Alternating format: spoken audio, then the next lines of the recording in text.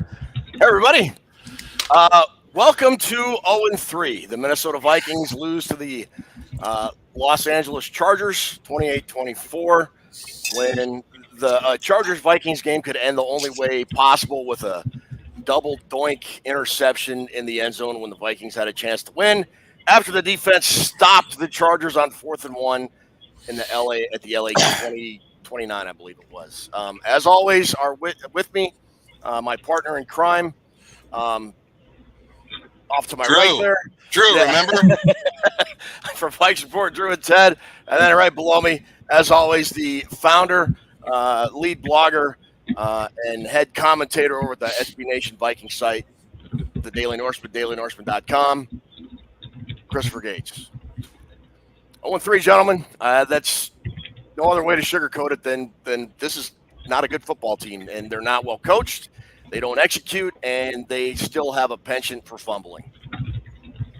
I don't know what more you want me to say, because that's this team in a nutshell so far through 3 games. Drew? The Vikings deserve to be 0-3.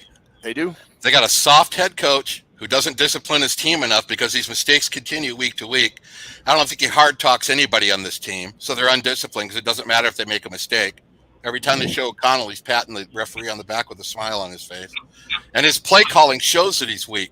He's weak, he's not aggressive, and he's ruining the season with his play calling. This is all on the offense and the play calling.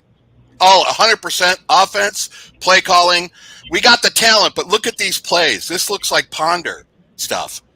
I don't know what kind of play calling they're running, but it is absolutely terrible. And get him out. Get Wes Phillips in there calling plays. It's either up the middle or check down. That's the Vikings offense. It's ridiculous. The only time the offense ever looks good is when we're behind. And I don't get it why it looks so much different when we're behind. That's the offense you're supposed to be running the whole game. Clean up your shit. Get it together, O'Connell, because I'm losing faith in your play calling. Big time. Terrible play calling. Chris? I think Drew pretty well summed it up for all of us. I mean, the Chargers come into this game with the 32nd ranked pass defense in the league. They were just getting lit up by everyone. And the play calling selection in the first quarter was 8 runs and 4 passes and 0 targets or attempts in the direction of that dude that wears number 18 that I guess is really, really good. So this team had their opportunities to win, and they somehow managed to not take advantage of any of them. And I don't know how much of that's on the coach. I don't know how much of that's on the players, but it all equals 0-3. And like you said, Ted, this team deserves to be 0-3 right now. I said on the show that this is not a very good football team, and once again, Drew, you bring up very great points about the offense, and I like Brian Flores as defensive coordinator. I don't think he has a lot to work with, but for the love of the purple people eaters, could they maybe try and cover Keenan Allen at least once? He's the best player on their team. Let somebody else beat you. I mean, they did, but let anybody else beat you. But my God, could you just stop Keenan Allen just one time? Just one time? No. Both these teams came into the game with suspect corners. They weren't very good. The Chargers took advantage of that, and Minnesota didn't. Minnesota didn't attack the corners at all for the first quarter and a half. And on defense, they never adjusted to that short passing game. That the Chargers, at the 7-minute mark, Ted, in the first half, Herbert had 16 completions for 100 yards. That's not a lot of yards for 16 completions. No. And they never adjusted to that short zone, the wide receiver screen, the short zone slant, or the little 7-yard out pattern. They did it all day. They never stopped. They had a good game plan. The Chargers had a good game plan, but I don't know why the Vikings don't run a slant now and then. They ran a wide receiver screen, but it was 5 minutes left in the game. Why do they do all these shit calls all game and then decide to? It's frustrating, dude. Yeah, it is. Chargers coached a better game. Chargers did. Freebird TV says, I like KOC, but no one is buying into the feel-good everything of sunshine and rainbows. BS he's selling right now. Sounds like most people want Zimmer's style of coaching back. No, I don't want Mike Zimmer back. I do like KOC. I do like Kwesi Adolfo-Mensah. This 0-3 start stinks. But but there are fundamental flaws with this football team, and they're on full display today. Going back, the play calling was terrible. On defense, I think Brian Flores coming into the game, the Vikings had one of the highest blitz rate percentages in the NFL, and they blitzed probably at least half the plays today, and they still couldn't get home. The only guy who's generating any type of pressure on defense at all is Danielle Hunter. That's it. Yep. I mean, you blitz and blitz and blitz, but if you don't get home, you have dudes catching 17 passes for 18 passes for 215 yards in one game. They said that I believe they said that Allen set the record for receptions for a Charger in a single game. And like you said, after Mike Williams went out, they didn't have anybody else. I mean, put 3 dudes on that guy on every play. There's nobody else on that team that was capable of beating you. Somebody's GMAC just says those should be JJ numbers. Drew and I were chatting back and forth during the game. And at one point, I think I said, what the Chargers are doing with Keenan Allen is what the Vikings should have been doing with Justin Jefferson the whole game. And Drew, you brought up the point earlier about in the first quarter, or Chris, I believe it was you, brought up in the first quarter. At the end of the first quarter, Justin Jefferson had 0 targets for 0 catches for 0 yards against the worst passing defense in the NFL entering today. But hey, let's try and establish the run with Alexander Mattison. Right there. Let's talk about that. What the hell if the game plan is to go against the last ranked pass defense, why the hell are you running at the majority? He's out thinking himself. Oh, I'm going to show them. They're going to expect the pass and I'm going to run it. Don't be a dildo. Just call how you can attack them. Don't try to be this coach of the year because you're not. You're soft and you're a wuss, and I'm angry at you. And if you were standing in front of me right now, I'd kick you in the onions. How the hell did we not even target JJ until the second quarter? Again, I don't know. It was mystifying. We were talking about it at the end of the first quarter, and you look at what the Chargers were doing. They were getting the ball to their playmakers early, and it got them a lead that and eventually they won the game. Nicholas Boatwright says, I'm mostly happy with Addison for a rookie to look at a positive aspect. Yeah, okay. Jordan Addison. And so why wasn't Jordan Addison involved? Why did the Vikings decide, why don't we take the worst running attack in the NFL? Unbelievable. And not pass the ball. Look, Alexander Mattison had a decent game. Ty Chandler ran the ball well when he got it, but to not attack the one enormous weak spot your opponent has until well into the second quarter was mind-boggling to me. Mind-boggling. Mm-hmm. I hope somebody asks him at the press conference because I'd like to hear an answer too. Yeah. He's a terrible play caller. He is. And then as soon as they started throwing the ball to Justin Jefferson, 21 yards, 34 yards, and all of a sudden you're on the 12-yard line, and then you cough it up again because that's just what you do. Damn it! I mean, didn't he have something like 80 yards receiving just in the second quarter alone? He did. He had, I'll have to find it. But he had 0 yards he had 0 yards after the first quarter, and I believe he had 80 by the time we got to halftime. Tim Smith says, this is something I want to talk about as well. Okay. Spike the ball and take your time. Horrible time management at the end of each half. I don't know. I'm the coach, Chad. Exactly, 100%. I don't know what the hell they were thinking at the end of the first half, but that sequence was just mind-boggling. And then at the end of the game, after they converted that fourth down, or they had the ball,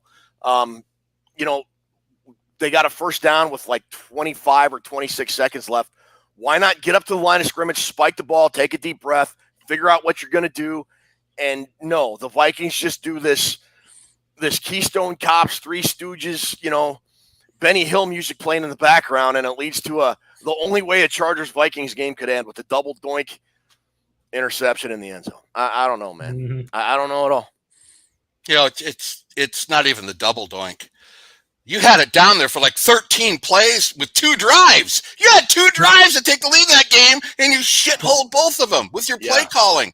Yeah. With your, it's 2nd and 10. I'm going to run Madison up there to make it 3rd and 12. What are you doing? The game's on the line. We should be sitting here talking right now about how Brandon Staley is a dumbass for going for it. That's what we should be talking about. Yep. But we did nothing. Look at those play calls after we stopped them on 4th down. Look at them, Ted. They all suck.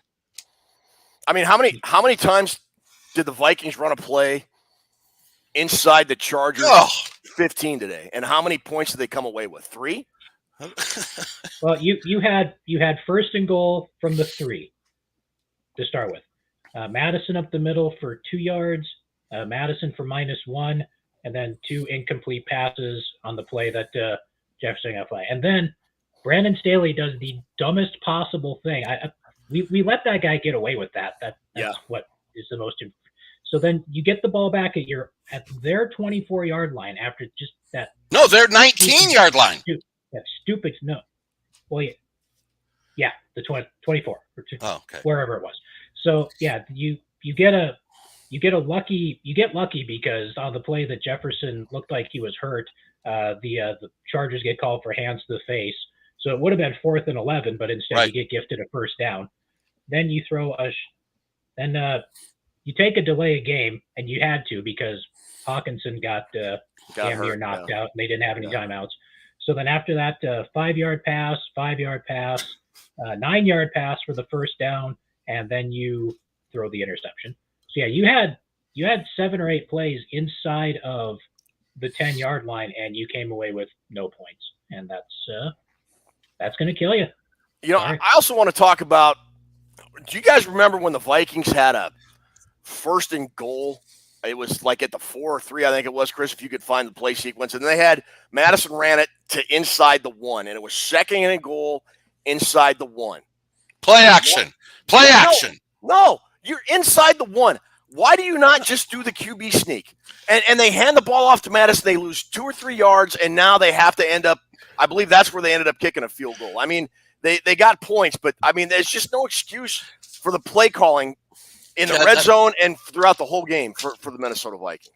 That is a critical point in the game because when Madison got inside the 1, it was 2nd down. I told Ruby, if you're going to pass the ball on play action, this is the down to do it. This is the down to go play action because they're all going to be selling out for the run. And they ran it up the middle and lost yardage. And I looked at her and I said, this is the problem with the Vikings. They're too – I mean, come on. You want to – that's the best down to throw it on. Here's the thing. Last week, you went on the road and you played the Philadelphia Eagles. What do the Philadelphia Eagles do every time they need 1 yard? Push. They line up Jalen Hurts. They put 2 dudes behind him, and they push him forward for 1. Why are the Eagles the only damn team in the league that does this? Why don't the Vikings do this? I mean, it's you coaching. There you go. You could have done it 3 times in a row and just shoved Kirk Cousins into the end zone, and you didn't do it. I don't get it. Run that damn play. You know what, Ted Glover? I mentioned Kevin O'Connell being too soft about 3/4 of the way last year, and I got roasted for it. I'm going to continue to say it. He's not aggressive enough. He's a gentleman's head coach. Oh yeah, he'll try to hold the lead and run the ball up. He's not cutthroat. He is not a cutthroat play caller. He's not. He's not. No, he's not. I mean, I disagreed with you, I think, for most of last year and maybe even into the first game this year. I'm totally on board with you now. He does not have a killer instinct as a play caller. No. I mean, we talked about their opening game sequence when you have the worst defense in the NFL, league's pass defense in the NFL, you decide to run the ball. You're right, Drew. When they get behind, then they start playing aggressive. But why don't they do that to open the game? Why didn't they play their second quarter game to open the game? Because they would have opened up maybe possibly a 2-score lead if they hadn't turned the ball over in the red zone, which happened yet again today. So whatever. I don't know. One of the things I praised about Kevin O'Connell last year, the first half of the season, was his red zone play calling. Mm-hmm. It's all changed. It's terrible. It looks like Rutgers. Looks like Rutgers. You know what? There's no – look at all the creative plays the Chargers were calling in this game. Yeah. Jet sweeps. Keenan Allen throws one. We got up the middle, check down, punt. Why you got a great offense. I know the line is a little bit suspect, but this play calling is trash. And you know what? Alexander Madison's a backup NFL running back. I know he had a good day and everything, but he's a backup. He's not a starting guy. And am I the only guy among us that thinks when Ty Chandler is in, he looks better running the ball than Alexander Madison? No, he absolutely does. Okay. He All absolutely does. No. Do you want to give him more chances then? Yeah. Why would we play a guy that looks objectively better than the starter? And while we're talking about that, I am okay with shooting Ed Ingram into the sun on the next SpaceX rocket launch and playing Dalton Risner. I don't know why. Kevin. Why did they not sub out and put Risner in at some point today? That guy's terrible. It's just terrible. I mean, he was. I mean, you talk about Ty Chandler. Dude got three touches today. Well, he had a reception. 3 carries today. He averaged 9 yards a carry. Last time I checked, that was relatively solid production. Really? I mean, 3 carries, 27 yards. It's 9 yards a pop. Because T. Coogler, Dakota Dozier is better than Ed Ingram. Oh, all right, that's prizeworthy right there. Yeah, Speaking of prizes, look, we're closing in on over 100 people in the room right now. Thanks for joining us again. I'm Ted. He's Drew. He's Chris, and we're talking Vikings football. Look, to be eligible for a prize, as always, just make a comment in the live stream. You'll be eligible. Ruby's writing the names down. T. Coogler, you just won a prize with the Dakota Dozier comment. That was just funny. It made me laugh. So get a hold of Ruby at Vikings Report with Drew and Ted at gmail.com. Congratulations. I seen a comment in there, Ted. It said Madison 4.7 a carry. Mm-hmm. That's fine, but he has no explosiveness to get a 50-yard run. None. Chandler looks like he's got jump. Get him in there. Get him some chances. This game shouldn't have been about the run anyway. The Chargers are laughing on the sideline saying our secondary is trash and they're running it up the middle. Todd Taylor commented something that I really like about between Madison and Chandler. I'm always worried Madison is about to cough up the ball and play. I'm with him. I mean, as much as he has coughed the ball up early this season, I just think he's on the verge of fumbling every time he gets a hold of the ball. I mean, and you're right. He doesn't have any explosiveness. And Ty Chandler, when he gets to the line of scrimmage, it seems like he has a burst and gets through to the second level a lot faster than Madison does. I don't know. Maybe I'm the idiot here. I don't know. No. Ted, nobody ever thinks you're the idiot. I want to run something by you guys. Yeah. I want your opinion on it. By the way, 4 for 13, 4 for 14 on third down. There's another thing to point at. 4 for 14 on third down. You're not going to win a lot of games. Okay. I looked at some stats. First half scoring, Chris Gates. Mm-hmm. Versus the Buccaneers, 10. Versus the Eagles, 7. Versus the Chargers, 10. That's 27 first half points in 6 quarters. And in my mind, that is not good enough. The Vikings are putting themselves in a bad situation by not scoring points in the first half. They are. They're putting their clamps on themselves by not scoring. 10, 7, and 10? Are you serious? No, I mean, the fact that they keep coughing the ball up doesn't help. I mean, we dodged a bullet on one for Madison again down by the goal line where, I don't know why they didn't call that a fumble, but they didn't. I was happy that they didn't. But, you see Hawkinson losing fumbles. You see Madison keeps putting the ball on the ground. I don't know what they have to do. If they have to do like that old movie, The Program, where the kid fumbled and he had to like carry the football around campus like 24/7 and dudes are like trying to knock it away from him or whatever. But I mean, just stop putting the damn ball on the ground you can't score if you don't have the football in your hands. I mean, for crying out loud, it's terrible. I don't get it. Am I right in that the Vikings have had a red zone turnover the first 3 games of the year? Yes, they have. One in every game? Yep. They had coaching. Yeah, they had at least one against Tampa. They had the Jefferson fumble against the Eagles and the Hawkinson fumble today. So yeah, there's one and the interception to KJ Osborne against the Buccaneers as well. So I think that's 4 red zone turnovers in 3 games. And you know what? After 3 games, I'm sensing the coach is saying, "Oh, golly, geez, guys. It's okay. I know you can't hold the ball all the time. It's time, it's time to bust somebody's balls. It's time to bust Ingram's balls, and KOC doesn't do it. Madison, you've earned the starting job. I'm going to leave you in rather than playing the guy that should be in there or whatever. But he's too soft on the players. There's too many bad discipline plays, Ted. There is. Yeah. Guy lining up off sides to give Tampa Bay a new set of downs and they get a touchdown. I mean, the scramble at the end of the first half, that's coaching, dude. You should be ready to have that ball snapped at the line of scrimmage. Come on. And how many times today, we talked about the Chargers and Vikings just play these crazy games.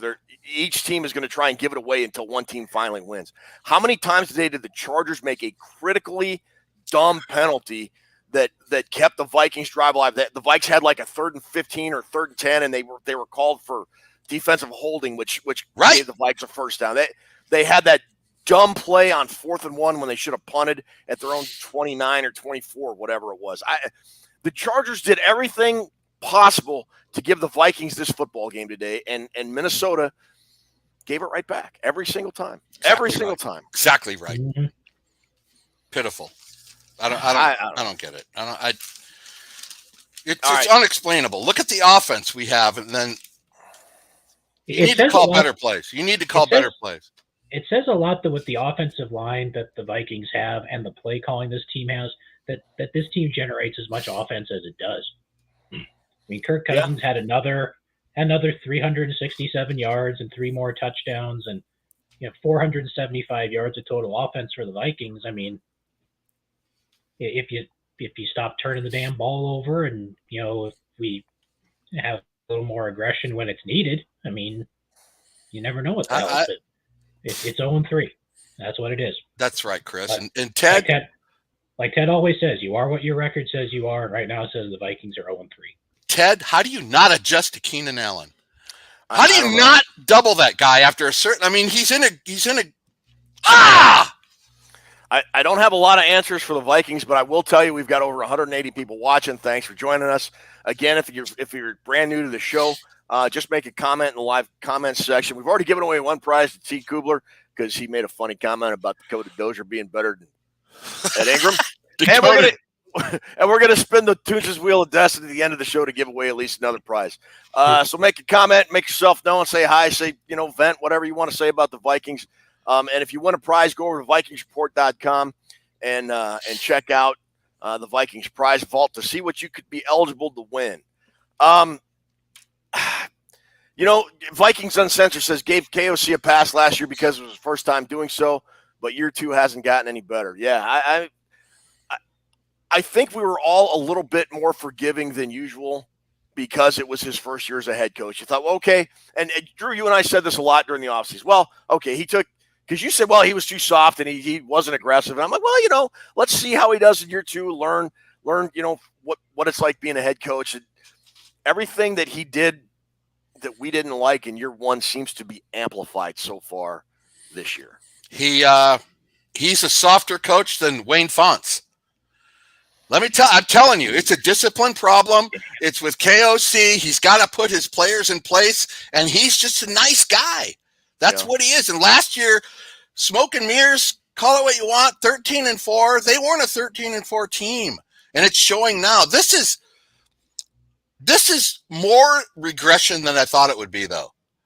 The Vikings are making so many. They're just a bad football team, like you said at the beginning of the telecast here. It's. They're not going to their strengths. They're not executing well.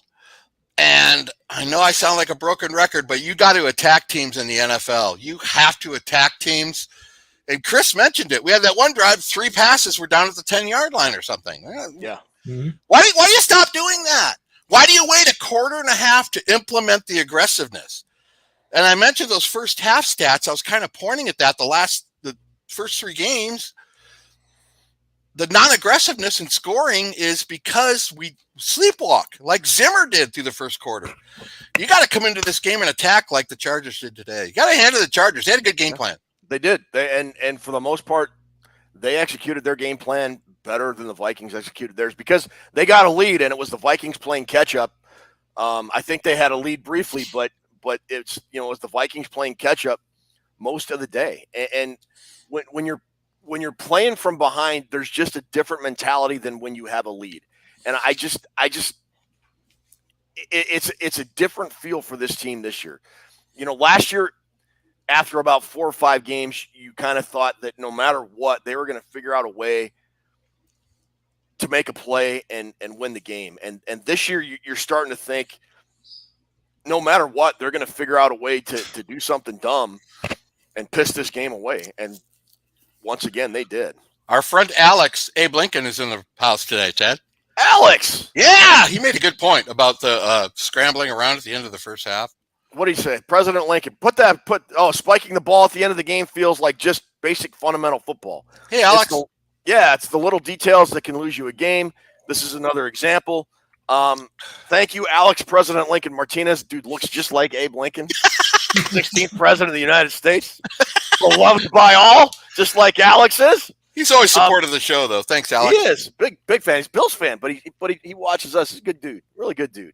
Yeah. I mean, again, it goes to coaching fundamentals, Chris. And where the Vikings seem to be good fundamentally, they just didn't have a lot of talent on defense last year, but they seem to be a more well-coached team most weeks than their opponent. Whereas this year, even against Brandon Staley, who quite possibly is the dumbest coach in modern NFL history, they get out-coached. They get out-coached by Brandon Staley. Mm-hmm. Yeah. You got out-coached by a guy who decided to go for it on 4th and 1 from his own 24-yard line. Yeah. With that, I mean, and he gets off scot-free. And we saw that last year. If you remember the first Detroit game against that the Vikings played last year, where Dan Campbell made all sorts of dumb decisions and ultimately wound up costing the Lions the game. Yes, we said that on this show that the Lions lost that game to the Vikings because Dan Campbell did a lot of dumb things. Brandon Staley did a lot of dumb things today, and the Vikings didn't take advantage of them. And like Ted was saying, last year it just kind of seemed like, we're always in it. We're going to find a way. We're going to make something happen, whatever. And now it's basically, how are we going to screw this up this time? Because that's what's happened every week for the first 3 weeks. And, we got 14 more games of this. Yeah. Ryan B says, Ed, Donatel's probably laughing his soft shell ass off right now. It's not on the defense. It's not on the defense. No. I will say, well, in some respects, you got to cover Keenan Allen, but there just isn't a whole lot to work with. I mean, other than Danielle Hunter, the only defensive lineman I think that made a play today was Jonathan Bullard on that 4th and 1. They just don't have any talent on the defensive side of the ball. Let me rebuttal that real quick. If you look at the Vikings defense, an offense combined as one, the offense never wins the time of possession. For Christ's sake, the Eagles had the ball 40 minutes. Yeah. Every week, the Vikings get killed in that category, and the defense gets worked, and they run out of gas in the 4th quarter. That's on the offense for going 4 for 14 on 3rd down. That's on the offense for putting your fucking defense out there so much. It's not on the defense. The offense is causing the defense to be they're gassed. And plus, if you get that 4th down stop, you go to the end zone on the first play. That's the killer instinct. Yes. And even with as solid as the 2023 draft class has looked for the Vikings so far, with Addison and the rest of the crew, you talk about the defense and the talent and the depth. You look at that 2022 draft, those first 3 rounds. Lewis Seen, that dude's on a milk carton somewhere. I have no idea where the hell that guy is. First round draft pick who plays special teams.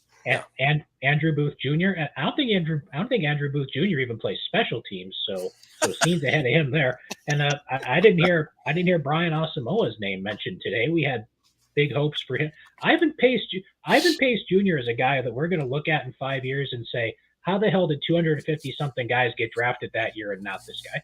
He has already been that freaking, and he's an undrafted free agent. But those first, and Ingram, who, like we said, half the time he looks like he's actively playing for the other team.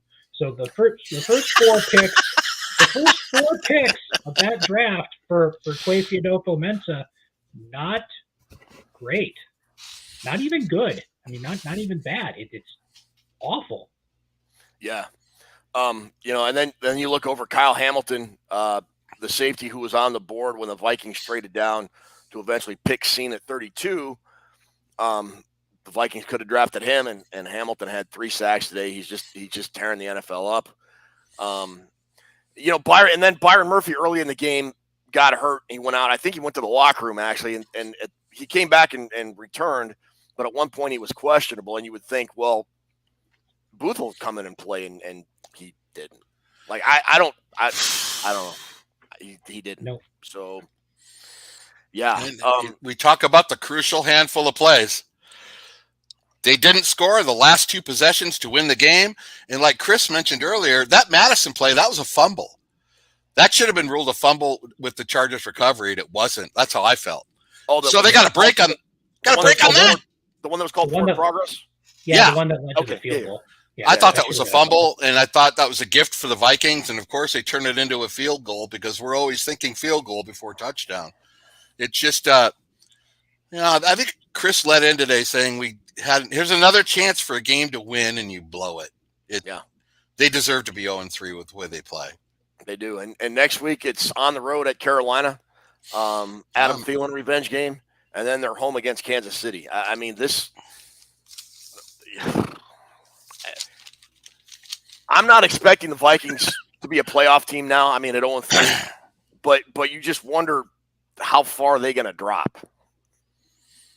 You run that offense like you did today, you're going to win 3 or 4 games. I'm telling you right now.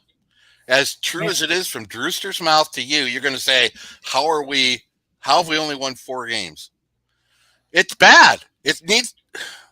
And KOC, is he the guy to change it, Chris? He's the play caller, the offensive. He's the guy. Unless he figures something out or gives it up, then we're going to struggle all season. Look at the play calling in these 3 games. It's not good, guys. It's not. No, it hasn't been. I mean, like Ted said, I'm not expecting this to be a playoff team now because even with the extra playoff spot or whatever now, the odds of getting into the postseason when you start 0-3 are relatively slim. And, if what Drew says happens and this team wins 3 or 4 games, I mean, I don't know if you guys, if you haven't seen it, you should. The history of the Minnesota Vikings that just came out was like a 7-part series that goes through and toward the end of the series, they point out that the Vikings have never ever really had a sustained period of down football. Like I think they said they've never had. It's either 3 or more than 3 consecutive losing seasons. I mean, even the Mike Tice and the Leslie Frazier eras, they've managed to avoid that. But I mean, you've never had a time where this team has just taken a complete dump and gone through a full scale rebuilding. And I don't know if that's going to be the result of what we see here, but I'm not going to cheer for my team to lose, obviously, but maybe this is something that needs to happen at some point. And I don't know if like we used to say with the other coaching regimes, if the Vikings find themselves in a position to take their quote unquote quarterback of the future or whatever, do you trust this regime to do or to develop that guy? And at this point, I don't know if I would. Well, this is a good question asked by Fading. It said defense needs work, offensive line needs work, quarterback is at the end of his career. What's the path forward? Is it time to blow it up? I mean, everybody was talking a week ago, I think it was, or 2 weeks ago when Aaron Rodgers went down, and they're still talking about it, how the Vikings should talk about trading Kirk to the Jets. And Kirk's got a no-trade clause, and stuff like that just pisses me off because it's just plain ignorance. But, I mean, look, you're 0-3, and they need help on the O-line. They need help on a lot of positions on defense. Kirk, they have not extended Kirk Cousins. You still have to extend Justin Jefferson. What is the path forward, Drew? Where do you see this? What do you see this team doing the rest of the year, and where do you see them going in the offseason? I see him driving me to alcoholism. That's the one thing I see because I don't see much of.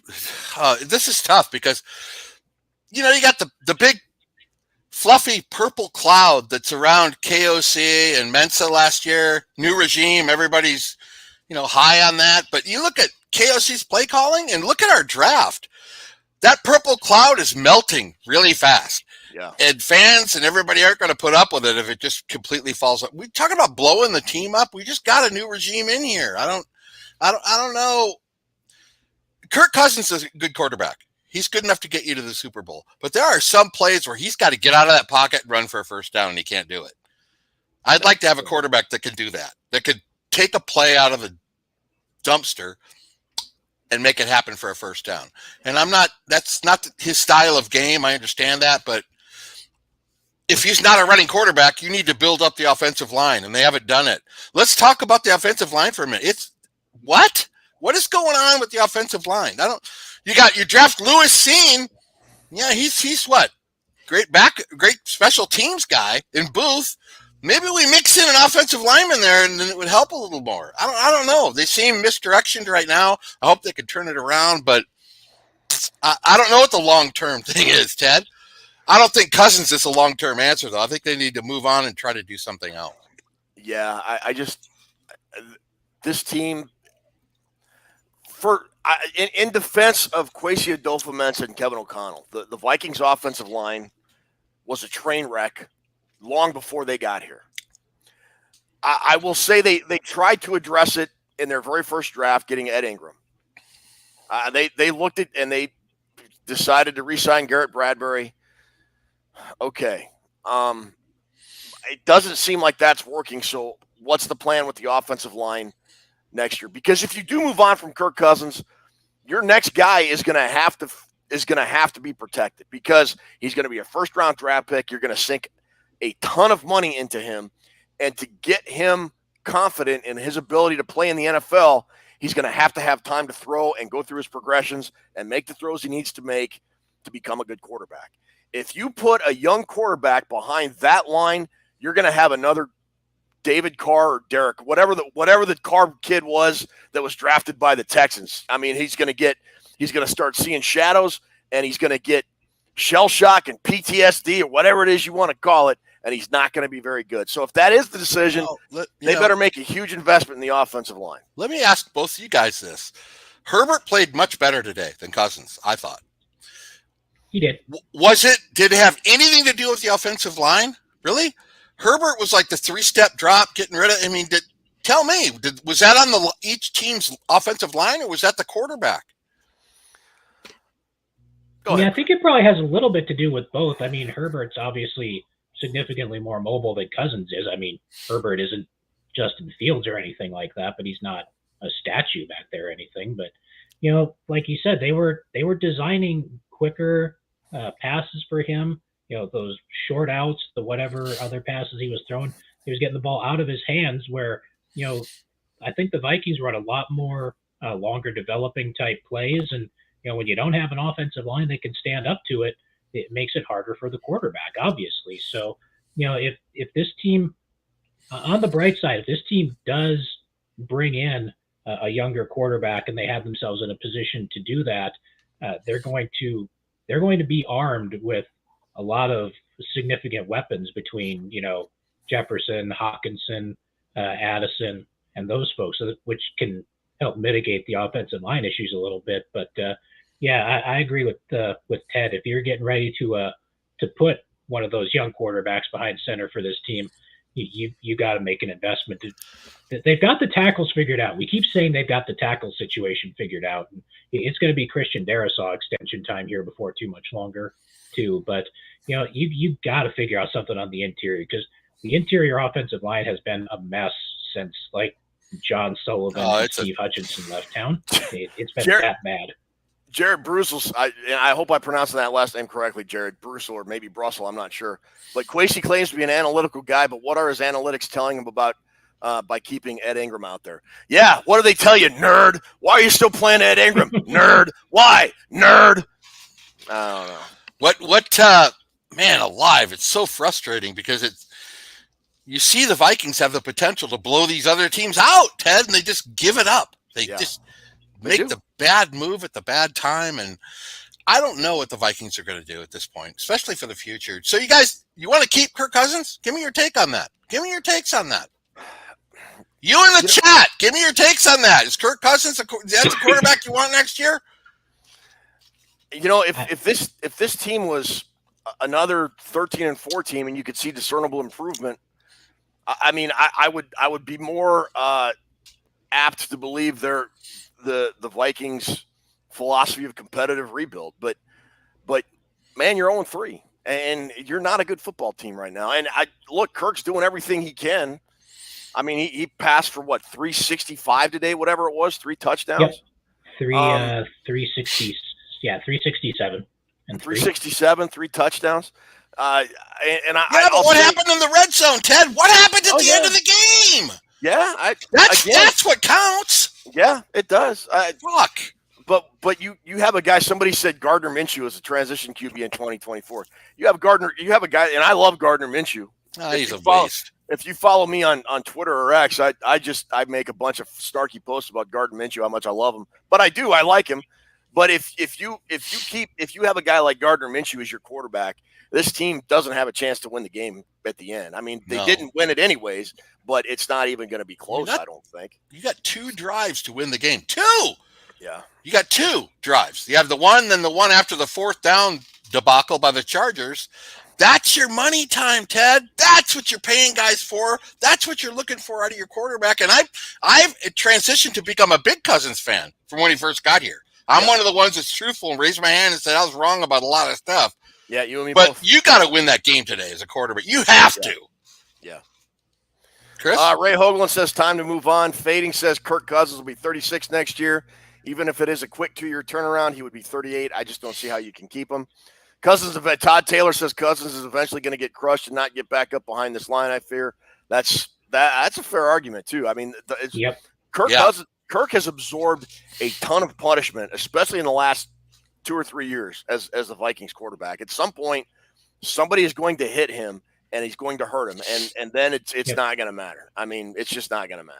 It's like we saw with Favre the couple years he was here. I mean, he just kept getting back up, and then there was that one game at the Metrodome he got hammered, and that was it. I mean, he came back for the one more game, but Kirk Cousins takes more abuse than pretty much any quarterback in the league. I think if you go back and look at sacks and quarterback hits and whatever, and they're probably right. There's one day he's going to take a hit, and it's going to be Nick Mullins' time, and then everyone's going to appreciate Kirk Cousins a hell of a lot more, I think, because. But Chris Gates, let me ask you, why don't they formulate a game plan that works better for Chris, works better for Kirk Cousins, like a 3-step drop thing? They seem to keep him in the same offense. Why don't they formulate something different that helps him compensate for the shit line? I don't get it. That's a really good question, and one that I don't honestly have an answer for, man. I mean, we keep seeing it, we keep saying it every week, and nothing ever changes. Yeah, Colts beat the Ravens today with Gardner Minshew as their starter. Minshew mania, am I right? No, I don't know. I don't know.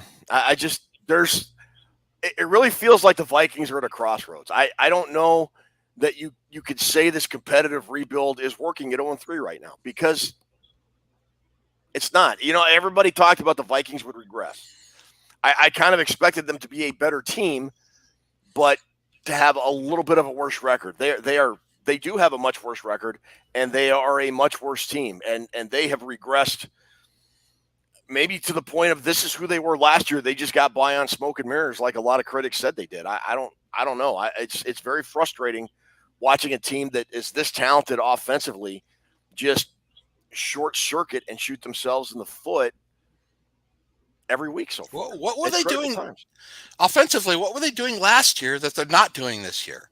Not turning the ball over. I think they only had 4 turnover or 4 fumbles or 5 fumbles all last year, and they have 4 already this year. Something like that. Yeah. They got 8 or 9. Yeah, they've already lost like 8 fumbles this year or something like that. I'll see if I can find last year's. Yeah, I think they've already lost more fumbles this year than they did all of last year. I mean, they were offensively, I thought for the most part, they were a fundamentally sound football team. They were able to run the ball for the most part when they needed to. They made a play when they absolutely had to, and they took advantage of other teams' mistakes. Now this year, the other team makes a play on the Vikings when they have to. The other team doesn't make the same mistakes that the Vikings are making, and they usually don't make them at a critical time when the Vikings make them. I mean, it's a complete 180 from last year that this team has showed so far through 3 games, in my opinion. And the coaching. Yeah, according to the Go ahead, according to the stats I found, the Vikings lost 8 fumbles all year last year. Well, there you go. They've already lost 8 fumbles this year through 3 games. Jesus. So there's your big one there. I mean, I think I can't remember what their plus minus was in the turnover game last year was after 3 games, but it damn sure wasn't minus whatever the hell they're at now. It just seemed like last year all of us were saying, wow, what a great offensive call that was. I haven't heard that from us all season yet. Not once. And I think almost every single week we said, what a great play call in the red zone to get the Vikings a score. And this year, not only play calling in general, but play calling in the red zone in particular has just been completely atrocious. That's why they lost today. Yeah. Yep. They couldn't score on those last 2 drives. I mean, come on. The Chargers are giving you every opportunity available, and you can't get it. It's tough. It's tough to be 0-3 at this point. After the first 2 games we saw, we knew the Vikings were better than what they were. But the regression and the constant mistakes and the discipline is really got me scratching my head wondering what this season is going to bring us. Yeah, go ahead, Chris. Here's the thing. And I say this as somebody who's as big a Cousins fan as probably anybody in the Vikings fan base or whatever. If you can get, or if Kirk is willing to waive his no trade clause, go ahead and do it. At this point, if you can get, I don't think he's going to, because I think he loves Minnesota too much, and I don't think you're going to get a huge or as huge a return for him or anything like that. But at this point, if you're going to blow it up and whatever, put all your money on the table for your new guy in 2024 and whatnot, then yeah, if you can get him to, if he's willing to be traded somewhere, then yeah, go ahead and go for it. But I don't think that's going to happen. So, yeah. Real quick before we continue, folks, we got almost 200 people watching the show right now, which is thank you so much for watching and joining and commenting. If you want to be eligible to win a prize, Ruby is going to spin the Toonces Wheel of Destiny here in a few minutes. Make sure you get a comment in for the live chat. You'll write your name down, and we'll spin at the end to see who gets a prize. So, with that said, yeah, so Chris, you talked about Kirk waiving his no trade clause. I don't think that's going to happen. You said he likes it here. He wants to end his career in Minnesota. The only way I could see that happening is the Vikings have definitively told him, we are not going to extend you. And there's a team out there that contacts the Vikings and says, yes, we will give you a 2 or 3 year extension, whatever this Kirk wants. I don't see that happening either.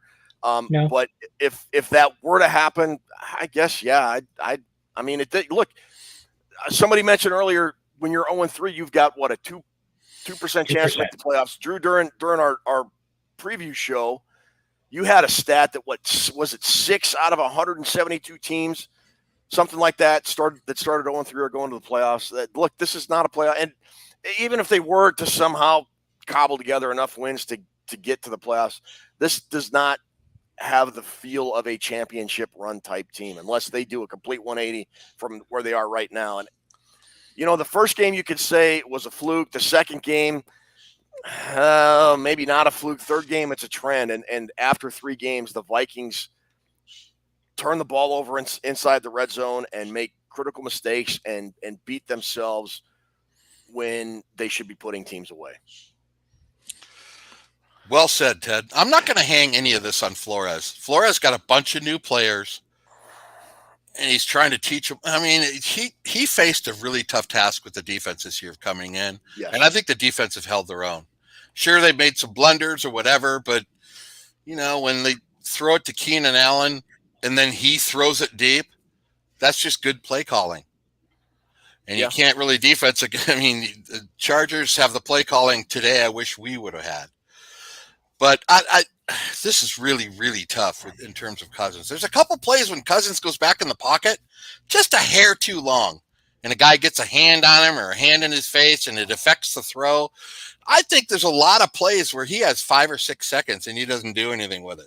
So you think, like, for all the pressure and hits Kirk took today, let me ask both you guys. Drew, I'll start with you since you brought it up.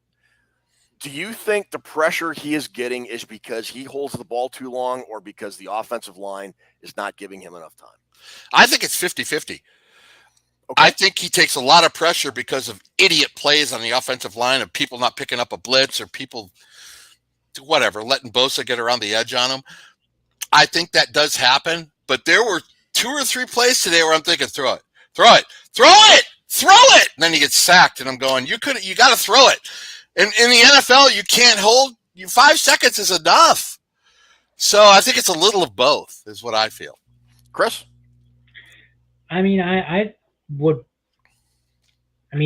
think quite a bit of it is on the offensive line, but it goes back to what we talked about earlier, where they like to run these plays that take a little bit longer to develop.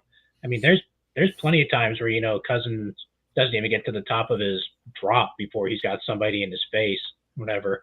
I mean, I'd be more apt to put it at the feet of the offensive line, but I know there's plays where Cousins tends to hold the ball too long and whatnot, but I think the majority of it is up front. Yeah. T. Kubler just commented, Bo Nix, the prize we just awarded you earlier. T. Kubler, I'm revoking. No, I'm kidding. Bo Nix is I'm kidding. I guess the Cardinals are now at 15-0 on Dallas. Rather have Bo Derek. Even the Cardinals can start fast. I don't know.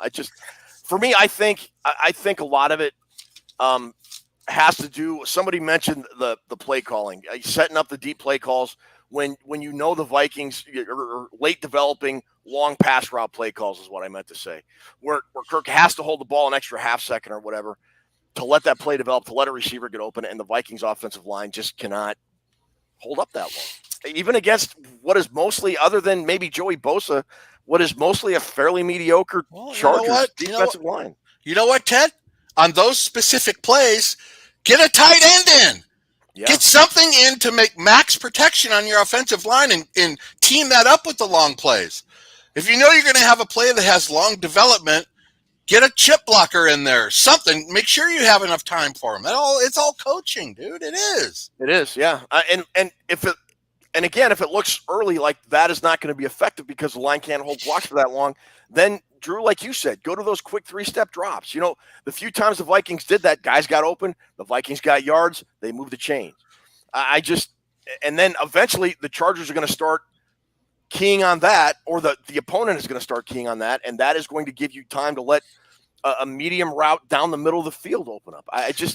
But the Vikings coaching staff is just oblivious to this. It appears. One of my thoughts early was, Ted, the run. Remember all the running? We were talking about it on our message back and forth. Yeah. I think he was doing that to set up the big sluggo route or something, and he never did that. Never did. So if you're running it to set up that long pass and you never throw the long pass, what are you setting up, dumbass? What? I'm sorry. This team is better than what we've been seeing. They are. I don't know what they're going to do. They're not playing well right now, and they are what their record says they are. All right, look, we're closing in on 1 hour here. We're going to need to wrap this up. Ruby, are you there? Whoopee. Call on Ruben. Oh, hey, Sorry. how are you doing? That's okay. Someone just came in right at the last minute, so I'm going to add their name really quick. Okay. And then we'll be ready. Folks, thanks for joining us today. Stuart Anderson says time to tank. Hey, Ruby's ready. Well, I'm going to ask this question. Okay. Once we spin the wheel, I'll ask you guys, then we'll get out of here. Okay. Ruby, whenever you're ready. All right, ready? I like the sound.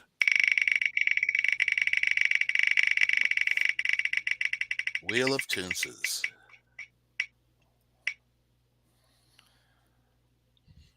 Chris Papa. Who's Chris Papa? Is he a new guy? New viewer? No, I've seen him before. What up, Chris Papa? You win! Congratulations, Chris. Get a hold of Ruby at Vikings Report with Drew and Ted at gmail.com. She'll send you a link to the prize vault Pick a prize out. We'll get it mailed out to you. And again, folks, we still have over 200 people watching now. That's awesome. I can't believe it. Thanks so much for joining us. Before I get your final thoughts, I want to ask you this question because several people mentioned this when we were talking quarterbacks. If the Vikings do go in a different direction at quarterback, and specifically they draft a guy or look to draft a guy, Chris Gates, do you trust Kevin O'Connell and Kwesi Adolfo-Mensah to scout and pick the next guy to be the long-term answer for the Vikings at quarterback? That's a really good question. I mean, I'm not – if you look at what they had or what Kevin O'Connell had with the Rams, they had Jared Goff, and he didn't really do a whole lot in Los Angeles, and then he got to Detroit, and all of a sudden he's been pretty good. The Rams didn't win a Super Bowl until they got Matthew Stafford, who had been in the league for like a decade plus, and he finally took them to the Super Bowl there. I mean, I am not sure if I know enough about O'Connell and Adolfo-Mensah's ability to develop a quarterback, because we've never really seen them do it. So, I mean, I'm not I don't know. We know that Kwesi is the big analytics, numbers, nerd guy, whatever it might be.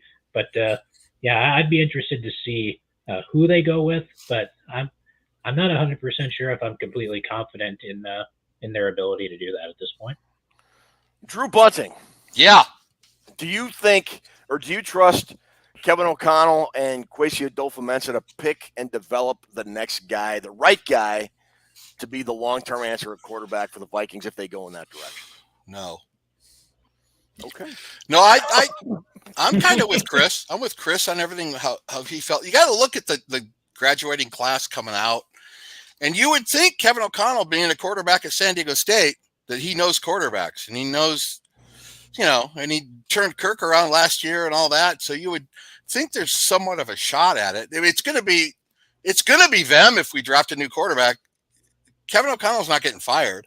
No. So it's not a question of whether they're able to do it. They're going to have to be able to do it. I'm not that high on the quarterback class coming in this year, guys. They're all developmental as far as I see. All of them. Okay. T. Kubler with another money comment. He says, I don't trust Kwesi to make a trade in the first round of the NFL draft. I do. Did Drew become part of a dream sequence while we weren't looking at it? Like